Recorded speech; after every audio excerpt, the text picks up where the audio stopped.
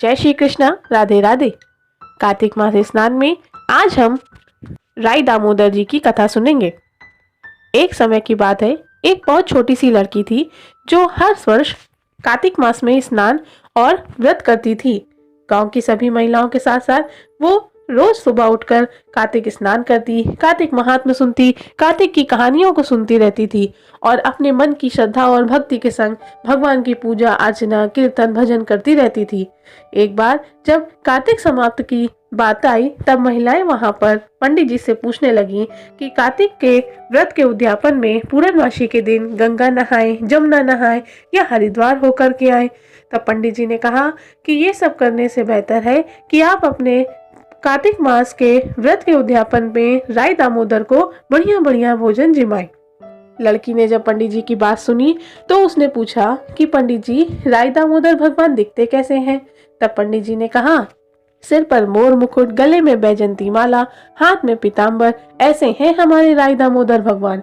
लड़की ने पंडित जी की बात को बड़े ही सच्चे मन से सुना और भगवान का स्मरण करने लगी। अब लड़की दिन रात भगवान राई दामोदर का ही स्मरण करती रहती और उन्हीं के लिए प्रार्थना भी करती रहती।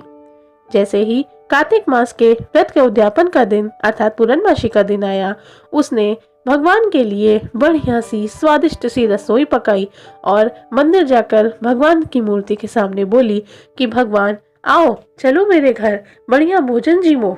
लड़की ने कई बार भगवान से प्रार्थना करी पर कोई भी उसके साथ चलने को तैयार नहीं हुआ। अब लड़की ने सोचा कि भगवान दिन भर तो मंदिर में बैठे नहीं रहेंगे, हो सकता है वो शहर को चले गए हों। लड़की नंगे पांव पैदल ही शहर की ओर चल पड़ी। दोपहर भर वो शहर में घूमती रही, भगवान को पुकारती रही, राई दामोदर कहाँ है, राई दामोदर कहाँ है, मेरे घर चलो, मेरे घर भोजन जीमो।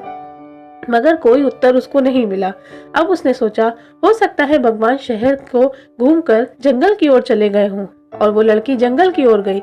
वहां भी वो पूरी शाम भगवान को ढूंढती रही पर उसे कहीं भी राई दामोदर नहीं मिले। वो बेचारी निराश होकर पर्वत पर चढ़ने लगी। सोचा शायद राई दामोदर उसको वहां मिल जाए। अब वो पर्वत पर चढ़ते चढ़ते भी भगवान को ढूंढती रही, पुकारती रही, लेकिन कोई भी उत्तर उसको नहीं मिला। फिर उसने भगवान से प्रार्थना करी कि हे भगवान, पंडित जी ने बताया था कि व्रत का उद्यापन राई दामोदर को भोजन जिमाने से ही पूरा होगा। यदि मुझे राई दामोदर नहीं मिले तो मैं घर वापस नहीं जाऊंगी और घर वापस जाने से बेहतर है कि मैं पर्वत पर चढ़कर वहीं से कूद जाऊं और दोबारा घर वापस ही न जाऊं और मेरी मृत्यु यहीं हो जाए।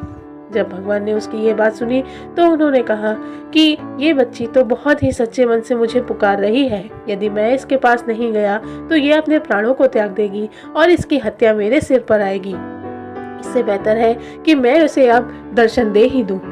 भगवान लड़की के सामने एक ब्राह्मण का रूप धर के गए और उससे बोले, बेटी तुम क्या ढूंढती हो? उसने कहा, मैं राई दामोदर को ढूंढती हूँ, मुझे उन्हें भोजन कराना है।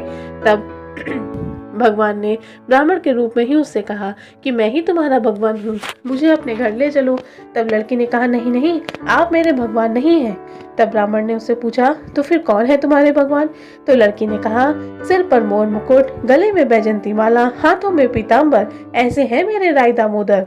तब भगवान ने कहा कि अच्छा, तुम्हारे राई दामोदर ऐसे दिखते हैं? और भगवान ने ऐसा कहकर उस लड़की को अपने चतुर्भुज रूप का दर्शन कराया।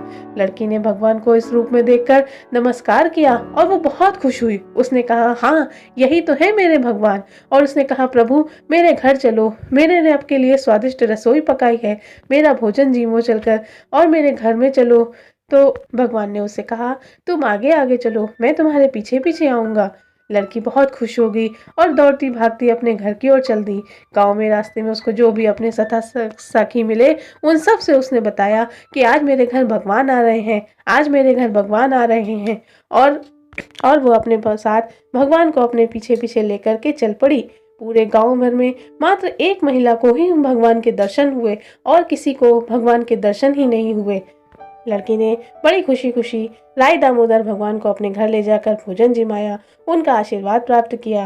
हे राई दामोदर भगवान, हे विष्णु, आपने जैसे उस लड़की को दर्शन दिए, जैसे उस महिला को दर्शन दिए, वैसे ही आपकी कथा सुनने वाले, बोलने वाले, हुक्कारा भरने वाले सबको अपने दर्शन देना, सबकी सभी मनोकामनाएं पूरी करना।